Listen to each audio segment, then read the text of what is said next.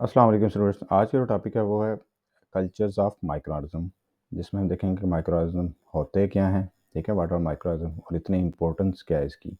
Then हम देखेंगे इनकी कल्चरिंग ऑफ माइक्रोऑर्गेनिज्म, जिसमें कल्चरिंग के लिए डिफरेंट मीडिया यूज़ करते हैं, types of culture media, sterilization techniques and microbial growth curve and identification of microorganism. Then at the end हम इनकी एप्लीकेशन को देखेंगे। तो स्टार्ट करते हैं विद इंट्रोडक्शन के व्हाट आर माइक्रोऑर्गेनिज्म। जैसे कि नाम रिप्रेजेंट कर रहा है, माइक्रो मीन बहुत छोटे लेवल 10⁻⁻⁶, जो हमें हमारी आंख नहीं देख पाती, ठीक है, 10⁻⁶ लेवल का। तो इसके लिए फिर हम क्या करते हैं, माइक्रोस्कोप यूज़ करते हैं। तो ऑर्गेनिज्म इन लिविंग, कोई जानदार, तो हम कह सकते हैं कि microorganism are those organ which are can be seen with micro are which can be seen with microscope, ठीक है। तो माइक्रो ऑर्गेनिज्म और माइक्रोस्कोपिक लिविंग ऑर्गेनिज्म, और इसमें कौन कौन से आते हैं, इसकी एग्जांपल में अगर हम कहें तो इसमें बैक्टीरिया है, इसमें फंजाई है, viruses, fungi, protozoa, algae. And then microorganism सिर्फ ये नहीं होता कि ये सारे एक जैसे होंगे, मतलब बैक्टीरिया, वायरसेस, अगर ये सारे साइज में बहुत छोटे हैं तो इसका मतलब ये नहीं कि एक जैसे हैं, बल्कि ये क्या करते हैं, डाइवर्स होते हैं। एक तो इनकी फिजियोलॉजी, मतलब एक मार्फोलॉजी के दिखने में कैसे नज़र आ रहे हैं, और फिजियोलॉजी के फंक्शन कैसे कर रहे होते हैं, और मेटाबॉलिक कैपेबिलिटीज़ के जैसे कि बैक्टीरिया को यूज़ किया जाता है बियर वगैरह बनाने के लिए, तो आप वायरसेस को तो यूज़ नहीं कर सकते, एलजी को तो नहीं यूज़ कर सकते, फंजाई के जैसे कि यीस्ट वगैरह को यूज़ किया जाता है। तो यीस्ट और इसको, इन दोनों को यूज़ किया जा सकता है, हर एक को नहीं यूज़ किया जा सकता सेम, क्योंकि हर एक की अपनी मेटाबॉलिक कैपेबिलिटीज़ हैं।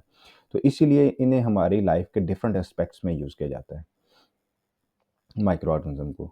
अब वाई माइक्रो ऑर्गेनिज्म इम्पोर्टेंट, जैसे कि अभी बताया है कि ये माइक्रो ऑर्गेनिज्म का हमारी लाइफ में बहुत इंपॉर्टेंट रोल है, डिफरेंट एस्पेक्ट्स ऑफ लाइफ में देखा जाए, जैसे कि मेडिकल पॉइंट ऑफ व्यू से देख लें, या biotechnology, ecology and food production में। जैसे मेडिसिन में एंटीबायोटिक की प्रोडक्शन हम करवा रहे हैं माइक्रो ऑर्गेनिज्म के थ्रू, वैक्सीन, ड्रग्स वगैरह, अदर ड्रग्स वगैरह जितनी भी हैं, बायोफ्यूल्स, एंजाइम्स हम ले रहे हैं बायोटेक्नोलॉजी में के थ्रू, ये इसमें भी माइक्रो ऑर्गेनिज्म यूज़ हो रहे हैं। और फिर न्यूट्रिएंट साइक्लिंग सबसे मोस्ट इंपॉर्टेंट है, जिसमें डीकम्पोजिशन और सिम्बियोटिक रिलेशनशिप आ रहे हैं कि न्यूट्रिएंट्स जैसे कार्बन और नाइट्रोजन साइकिल, ठीक है, आपने पढ़े होंगे, वहाँ पर नाइट्रीफाइंग बैक्टीरिया होते हैं नाइट्रोजन साइकिल में।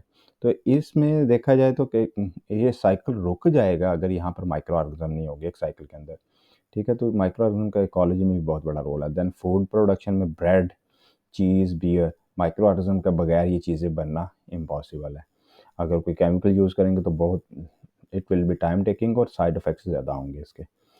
अब कल्चरिंग ऑफ माइक्रो ऑर्गेनिज्म, इसका मतलब है, जैसे कि नाम कल्चर होता है ग्रो करवाना, तो कल्चरिंग ऑफ माइक्रो ऑर्गेनिज्म को ग्रो करवाना कहाँ पर, लैब सेटिंग में। तो culturing of micro organism is a process of growing micro organism in lab setting. और लैब सेटिंग में ग्रो करवाने के लिए कुछ रिक्वायरमेंट्स हैं। सबसे पहले तो एक चाहिए आपको पेट्री प्लेट, ठीक है, ग्लास पेट्री प्लेट होती है। फिर उसके ऊपर आपको स्टीराइल एगर यूज़ करना होता है, जिस पे आपने पोर करना होता है। ये जस्ट जस्ट लाइक जेली, जो इनकी खुराक होती है माइक्रो ऑर्गेनिज्म की, ठीक है। स्टीराइल न्यूट्रिएंट रिच मीडियम, जिसे एगर, ठीक है, ये खुराक प्रोवाइड करता है माइक्रो ऑर्गेनिज्म ताकि वो ग्रो कर सकें, और इसको पेट्री डिश में रखा जाता है। देन जब ये इस पे पेट्री प्लेट के ऊपर जब ये जेल वगैरह ये पड़ा होगा, तो हम माइक्रो ऑर्गेनिज्म इसके ऊपर ऐड करेंगे, फिर उठा के इनको इनक्यूबेटर में रख देंगे। जिस तरह वो चूज़े वगैरह निकाले जाते हैं इनक्यूबेटर से, तो 21 दिन में निकल आते हैं, क्योंकि वहाँ प्रॉपर हर चीज़ मेंटेन रखते हैं, टेम्परेचर, ह्यूमिडिटी। तो सेम ऐसे बैक्टीरिया की ग्रो भी इनक्यूबेटर में करवाई जाती है। इनके भी स्पेसिफिक इनक्यूबेटर जो मेंटेन करते हैं optimal growth condition such as temperature, humidity, जिसमें माइक्रो ऑर्गेनिज्म रैपिडली ग्रो करते हैं। अब आ रहे हैं type of culture media. Culture media जो पेट्री प्लेट के अंदर पोर कर रहे हैं ना हम, कल्चर मीडिया, ठीक है, न्यूट्रिएंट रिच मीडिया जैसे कि एगर वगैरह, इसकी बहुत ज़्यादा टाइप्स होती हैं। अब डिपेंड कर रहा होता है हमने कौन सा माइक्रो ऑर्गेनिज्म स्टडी करना है, उस हिसाब से हम ये कल्चर मीडिया ले रहे होते हैं, ठीक है। तो different types of culture media use हो रहे हैं, use to grow micro organism.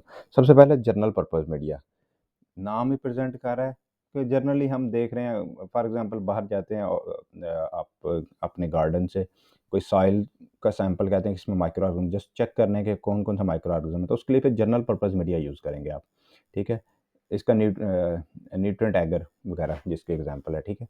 General purpose media, तो जनरल पर्पस मीडिया की सबसे बड़ी वर्ग इसमें जो न्यूट्रिएंट्स होते हैं रिच होते हैं, रिच न्यूट्रिएंट होता है, ठीक है। और सेकेंडली फिर रिच होगा तो मीन्स बहुत ज़्यादा, तकरीबन almost each and every one, ठीक है, नंबर बहुत ज़्यादा होगा माइक्रो ऑर्गेनिज्म ग्रो करवाने के लिए, wide range of micro organism को ग्रो करवा सकता है। सेकंड वन इज़ जर्नल, तो अपोजिट साइड क्या होगा, सिलेक्टिव वन, ठीक है। सिलेक्टिव जैसे कि जर्नल तकरीबन सबको करवा लेता है, सिलेक्टिव मीन्स सबको नहीं करवा सकते। इसके लिए मीन्स क्या है, इसके पास जो न्यूट्रिएंट्स होंगे स्पेसिफिक न्यूट्रिएंट्स होंगे, ठीक है, जो सिर्फ स्पेसिफिक को ग्रो करवा सके। फॉर एग्जांपल कुछ ऐसे माइक्रो ऑर्गेनिज्म होते हैं जो हाई साल्ट में ग्रो करवाते हैं, ठीक है, जैसे खियोड़ा की कान है, वहाँ पर माइक्रो ऑर्गेनिजम्स हैं, ठीक है, वहाँ पर जो पानी वगैरह है, तो उसमें मीन्स वो यहाँ तो हेलोफाइल होंगे या हेलो टॉलरेंट होंगे, ठीक है, लेकिन वहाँ पर माइक्रो ऑर्गेनिज्म ज़रूर होंगे। तो उनको ग्रो करने के लिए, अगर हेलोफाइल हैं तो उनको ग्रो करने के लिए साल्ट चाहिए, तो अगर साल्ट प्रोवाइड कर देंगे तो फिर क्या करेंगे ऐसे मीडिया में, जैसे मैनिटोल साल्ट अगर MSA अगर, ठीक है, तो ऐसे अगर में फिर क्या होता है कि जो साल्ट लविंग होते हैं ना वो ग्रो कर सकते हैं, बाकी क्या हो जाएगी, डेथ हो जाएगी। इसलिए कहते हैं selective media certain type of microorganism grow करता है। अब last one is differential media. Differential media की सबसे बड़ी एग्जांपल हमारा ब्लड एगर है, ठीक है। ये इस तरह होता है कि ये प्लेट है ना, ये प्लेट है, ठीक है, इसके ऊपर ना सारा ब्लड होता है, बैटरी प्लेट के ऊपर ऐसे ब्लड एगर बना होता है, रेड कलर का होता है सारा ऑलमोस्ट, ठीक है। तो उसमें क्या होता है कि हम माइक्रो ऑर्गेनिज्म ग्रो करवाते हैं इनके ऊपर, कल्चरिंग करवाते जब स्प्रेडिंग करवाते हैं ना माइक्रो ऑर्गेनिज्म की, तो डिफरेंशियल जैसे कि नाम रिप्रेजेंट करके डिफरेंस करता है। अब ये ग्रो तो करवा रहा है, ग्रो जैसे ये जनरल पर्पस मीडिया, जैसे इनरिच मीडिया है ये, ठीक है, ऑलमोस्ट इनरिच मीडिया होता है, जैसे ब्लड अगर इनरिच मीडिया की टाइप है। लेकिन डिफरेंस ये होता है कि जो एक कॉलोनी यहाँ पर है ना, तो उसके गिर्द गिर्द रेड नहीं कलर होगा, बल्कि सारा ट्रांसपेरेंट कलर हो जाएगा। जो ब्लड का जो रेडिश कलर था ना, वो मेटाबॉलिक ये जो माइक्रो ऑर्गेनिज्म है, इसके मेटाबॉलिक एक्टिविटी की वजह से कोई ऐसा एंजाइम प्रोड्यूस जिसकी वजह से ये जो रेड कलर है वो खत्म हो जाता है, वो ट्रांसपेरेंट बिल्कुल क्लियर हो जाता है, क्रिस्टल क्लियर। और बाकी इस तरफ जो है वो बिल्कुल ही क्रिस्टल क्लियर नहीं होता, बल्कि क्या है, जो दूसरी कॉलोनी यहाँ पर है ना, वो क्या है, उसके गिर्द गिर्द सिर्फ रेड ही रेड है। तो इसलिए हमें पता चल जाएगा, हम डिफरेंस कर सकते हैं। वैसे कॉलोनी दिखने में प्रॉपर्टीज बहुत सारा सेम हो, लेकिन हम ब्लड अगर पे देख लेते हैं, एक तो अपने गिर्द क्या कर रही है, कंप्लीट हेमोलिसिस करवा रही है ब्लड की, ठीक है, और दूसरी तरफ कोई हेमोलिसिस नहीं हो रही ब्लड की। तो ये हेमोलिसिस यानी ब्लड को कंप्लीट ब्रेक डाउन कर रहे हो, एक नहीं कर रही, इसकी बेस पर ही हम डिफरेंस कर सकते हैं, ठीक है। तो डिफरेंशियल मीडिया क्या होता है, differentiation of different types of micro organism based on their metabolic properties, क्योंकि मेटाबॉलिक प्रॉपर्टीज से ही ऐसे एंजाइम बनते हैं जो हेमोलिसिस करवा रहे होते हैं। अब है, जब ये प्रोसेस आप रन कर रहे होते हैं ना, तो स्टरलाइजेशन टेक्निक्स यूज़ की जाती हैं कि जब ये यही बैटरी प्लेट्स के अंदर जब आपने कल्चर अपना मीडिया ऐड करना होता है, तो देन क्या करना होता है, उसकी स्टरलाइजेशन ज़रूरी होती है उस कल्चर। तो वो स्टरलाइजेशन क्या करता है कि प्रिवेंट करता है कंटेमिनेशन के, ताकि जो आप ग्रो करवाना चाहते हो सिर्फ वही ग्रो करे, उसके अलावा कोई और ग्रो ना करे। इसलिए उसको ग्रो करवाने के पहले पहले कल्चर को क्या किया जाता है, जिस कल्चर पे ग्रो करवाना होता है ना, उसको पहले स्टरलाइज करवा लिया जाता है, ठीक है। फिर फिर एक तो वहाँ पे स्टरलाइज़ करवाया जाता है, फिर उसको इंक्यूबेटर में रखा जाता है। इंक्यूबेटर कोई ओपन प्लेस थोड़ी होती है कि जो कोई भी माइक्रो ऑर्गेनिज्म या एयर कंटेंट ओपनली होगा, एयर कंटेंट के साथ होगी और एयर से कोई भी माइक्रो ऑर्गेनिज्म एंटर हो जाएगा, बल्कि क्लोज़्ड डोर की क्लोज़ एक बॉक्स होता है। तो जिसमें जैसे फ्रिज टाइप उसे कंप्लीटली बांध रखा जाता है, बाहर के एनवायरनमेंट से कोई इसका डायरेक्ट कॉन्टैक्ट नहीं होता। तो इससे क्या होता है कि माइक्रो ऑर्गेनिज्म बाहर से कोई ऐड नहीं होता, कंटैमिनेशन नहीं होती। So sterilization is a prevention of contamination, simply you can say. अब इसके लिए डिफरेंट वेज यूज़ किए जाते हैं, स्टरलाइजेशन टेक्निक्स डिफरेंट यूज़ की गई हैं। एक तो ऑटोक्लेविंग है, autoclaving high pressure steam use की जाती है, ठीक है, प्रेशर और स्टीम, ठीक है, हाई प्रेशर स्टीम, एक तो हाई टेम्परेचर और हाई प्रेशर, ये दो चीज़ें यूज़ की जाती हैं इसमें किलिंग के लिए, ये प्रेशर कुकर की तरह काम कर रहा होता है। सेकंड वन फिल्ट्रेशन, ठीक है, जिसमें फ़िल्टर्स को यूज़ किया जाता है माइक्रो ऑर्गेनिज्म को रिमूव करने के लिए, ताकि स्टरलाइज़ हो सके। ये वाटर के लिए यूज़ किया जाता है मोस्टली, जो एनवायरनमेंट से हम सैंपल लेके आते हैं ना, जैसे ये वेस्ट वाटर के सैंपल्स हो गए। देन केमिकल स्टरलाइजेशन, जिसमें केमिकल वगैरह को यूज़ किया जाता है, जैसे एथेनॉल और ब्लीच वगैरह। कि जब हम वर्किंग करने लगे हैं तो सम टाइम अगर हमारे पास ग्लव्स नहीं होते, तो हम क्या करते हैं कि अगर नेकेड हाथों के साथ हम वर्क करना चाह रहे हो, तो हम हमारे नॉर्मल हाथ के ऊपर क्या होता है, माइक्रोफ्लोरा होता है, लेकिन हम स्प्रे कर लेते हैं 70% एथेनॉल, एक परसेंटेज बनी होती है एथेनॉल की। तो हम उससे क्या करते हैं, अपने हाथों को जब स्प्रे करके अच्छी तरह से धो लेते हैं, मतलब एक जस्ट गीला करके उसे अच्छी तरह मिक्स कर पूरे उस जो वाटर होता है स्प्रे का, उसे पूरी तरह अपने हाथों पे मार लेते हैं। उससे ये होता है कि माइक्रो ऑर्गेनिज्म क्या होते हैं, किल हो जाते हैं। इसे कहते हैं केमिकल स्टरलाइजेशन।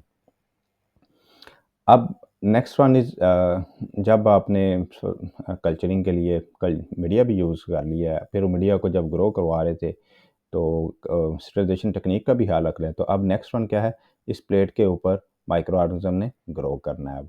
अब ग्रो करेंगे ना, तो ये ग्रोथ इनकी ऑलरेडी हम डिस्कस कर सकते हैं, मैंने पहले भी बताया हुआ है प्रीवियस लेक्चर्स में भी।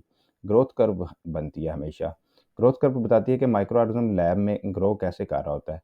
पहले तो इनकी ग्रोथ बहुत स्लो होती है, ठीक है, क्योंकि इन्होंने थोड़ा-सा एडजस्टमेंट होनी होती है। आप सॉइल से उठा के लैब में एकदम से लेके आते हो, तो वो थोड़ा-सा प्रेशर में आ जाते हैं। सॉइल में एक डिफरेंट एनवायरनमेंट होता है, लैब में डिफरेंट होता है। शुरू में एडजस्टमेंट करते हैं, फिर एकदम से जब से एडजस्टमेंट हो जाती है, तो एकदम से रैपिडली ग्रोथ होती है इनकी। फिर जैसे ही यहाँ पर पहुँचते हैं, देखते हैं कि वो तो न्यूट्रिएंट्स अब रैपिडली ग्रोथ होने के बाद ना ग्रोथ एकदम रैपिड होती है।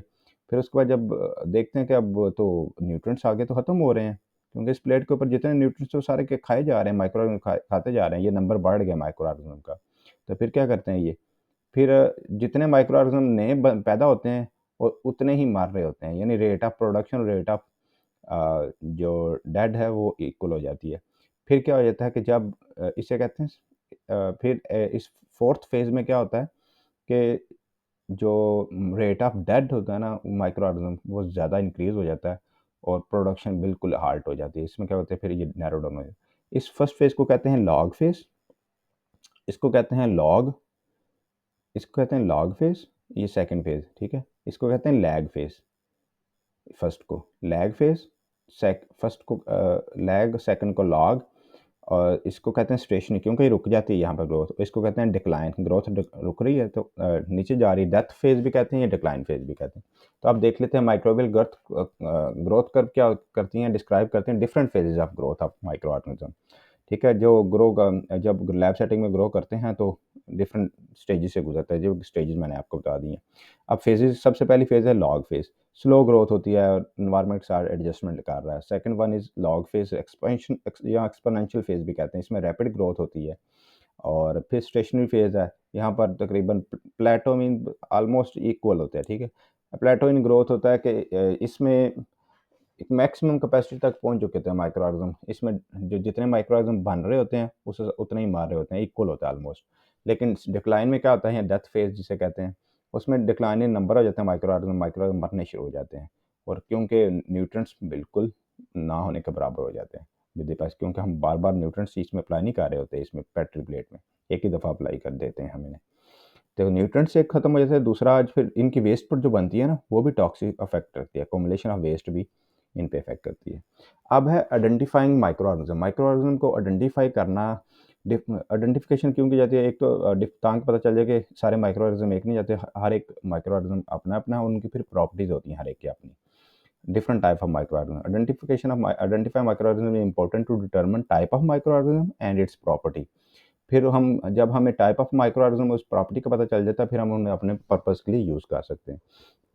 अब आइडेंटिफिकेशन जो मोस्टली किस बेस पे की जाती है माइक्रो ऑर्गेनिज्म की ना, identification can be based on कि माइक्रो ऑर्गेनिज्म दिखने में कैसा है, ठीक है, मॉर्फोलॉजी जिसे कहते हैं, या वो कोई ऐसे बायोकेमिकल जो उसका जो मेटाबॉलिक प्रोसेस चल रहा होता है, तो मेन मेटाबॉलिक बाई प्रोडक्ट्स बनती हैं जिसे बायोकेमिकल प्रॉपर्टीज़ कहते हैं।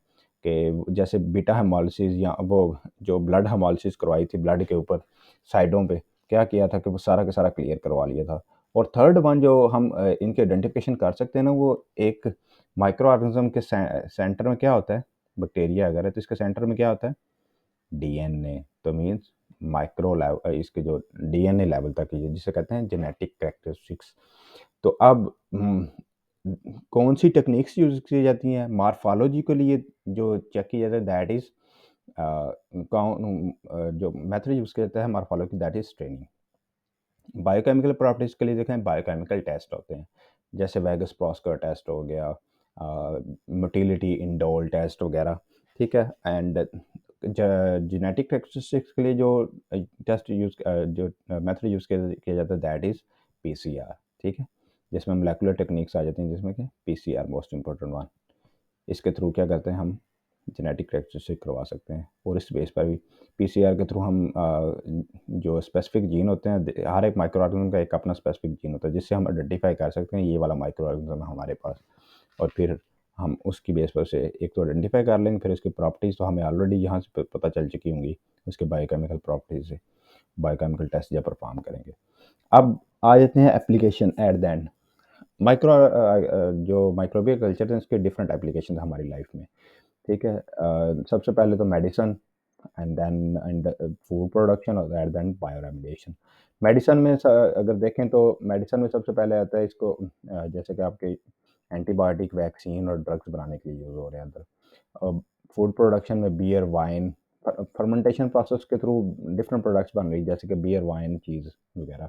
और बायो रेमेडिएशन जैसे नाम रिप्रेजेंट कर रेमेडी, रेमेडी होता है इलाज करना, बायो मीन लिविंग ऑर्गेनिज्म को यूज़ करते हुए। तो इसमें क्या करते हैं कि इसमें माइक्रो ऑर्गेनिज्म को यूज़ करते हैं टू ब्रेक डाउन पोल्यूटेंट्स, ठीक है। Pollutants and contaminants in the environment. Environment के अंदर जितने पोल्यूटेंट्स या कंटामिनेंट्स होते हैं ना, उनको ख़त्म करने के लिए, उनको ब्रेक डाउन करने के लिए माइक्रो ऑर्गेनिज्म को यूज़ करना, that is called bio remediation.